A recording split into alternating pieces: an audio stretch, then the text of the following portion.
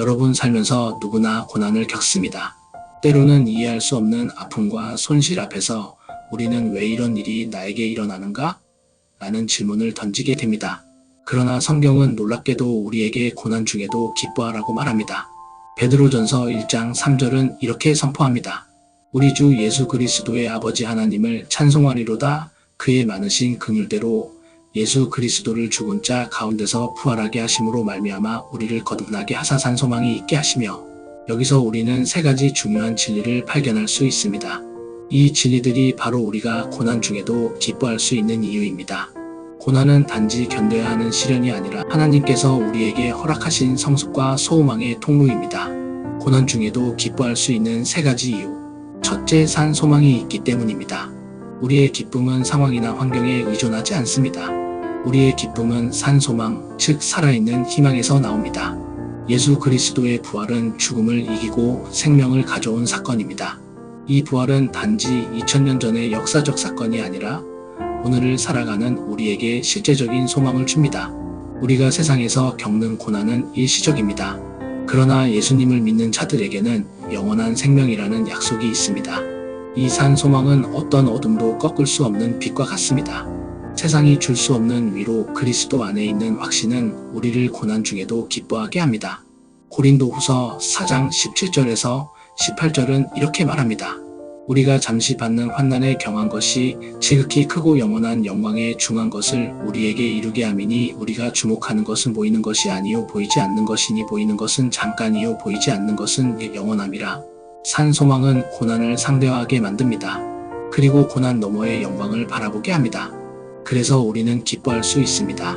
둘째, 하늘에 간직된 유업이 있기 때문입니다. 베드로전서 1장 4절은 이렇게 말합니다. 썩지 않고 더럽지 않고 쇠하지 아니하는 유업을 있게 하시나니 곧 너희를 위하여 하늘에 간직하신 것이라. 우리는 이 땅에 잠시 머무는 나그네일 뿐입니다. 우리의 본향은 하늘입니다. 세상의 유산은 사라지고 약해지며 때로는 도둑맞거나 잃어버릴 수 있지만 하나님께서 준비하신 유업은 영원하며 안전합니다. 히브리서 11장에 나오는 믿음의 조상들은 모두 하늘의 본향을 사모하며 살았습니다. 그들은 약속을 멀리서 보고 환영하며 자신들이 이 땅에서는 나그네이며 행인이라고 고백했습니다. 그 고백 속에 우리가 본받아야 할 태도가 있습니다. 예수님은 마태복음 6장에서 이렇게 말씀하십니다. 너희를 위하여 보물을 하늘에 쌓아두라. 거기는 좀이나 동록이 해하지 못하며 도둑이 구멍을 뚫지도 못하고 도둑질도 못하느니라. 이 땅에 아무것도 남기지 못하더라도 하늘에 상급이 있음을 믿는다면 우리의 마음은 담대하고 기쁠 수 있습니다. 셋째, 고난을 통해 믿음이 연단되기 때문입니다. 베드로전서 1장 6절에서 7절. 그러므로 너희가 이제 여러 가지 시험으로 말미암아 잠깐 근심하게 되지 않을 수 없으나 오히려 크게 기뻐하는도다. 너희 믿음의 확실함은 불로 연단하여도 없어질 금보다 더 귀하여 예수 그리스도께서 나타나실 때에 칭찬과 영광과 존귀를 얻게 하려 함이라. 믿음은 단련되어야 경고의 심이다. 하나님께서는 고난이라는 도가니를 통해 우리의 믿음을 더욱 순결하게 만드십니다. 때로는 고난이 우리의 이기심을 제거하고 교만을 무너뜨리며 하나님의 뜻에 더 깊이 순종하게 합니다. 야고보서 1장 2절에서 4절도 이렇게 말합니다. 내 형제들아, 너희가 여러 가지 시험을 당하거든 온전히 기쁘게 여기라. 이는 너희 믿음의 시련이 인내를 만들어 내는 줄 너희가 알미라.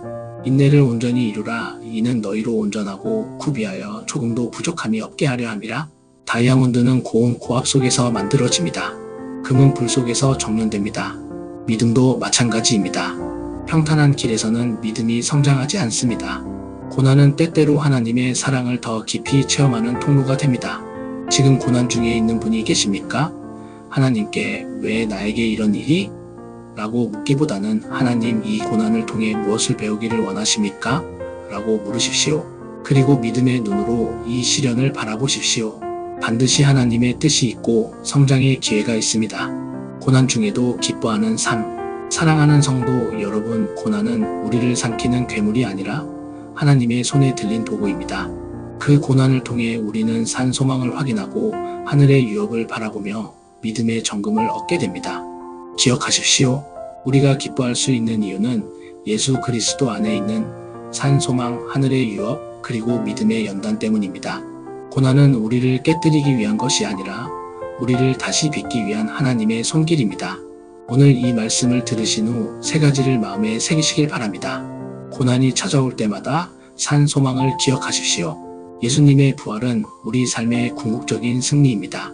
지금 눈앞의 현실이 힘들더라도 하늘의 간직된 유업을 바라보며 위로를 얻으십시오. 고난을 피하려 하지 마시고 그 속에서 하나님께서 하시는 일을 바라보십시오. 믿음은 고난 속에서 더욱 강해집니다. 우리는 이 세상의 고난에 눌려 사는 사람들이 아닙니다. 우리는 하늘을 바라보며 사는 소망의 사람들입니다. 어떤 고난도 그리스도 안에 있는 기쁨을 빼앗을 수 없습니다. 기도합시다. 하나님, 고난 중에도 기뻐하게 하소서. 예수님의 부활을 믿고 산 소망을 붙잡게 하소서. 하늘에 간직된 유업을 날마다 바라보게 하시고 고난 속에서도 믿음이 자라나게 하옵소서. 예수님의 이름으로 기도드립니다. 아멘. 혼자 견디지 마세요. 하나님은 오늘도 당신을 기다리십니다. 더 깊은 하나님의 위로와 사랑, 다음 영상에서 이어집니다.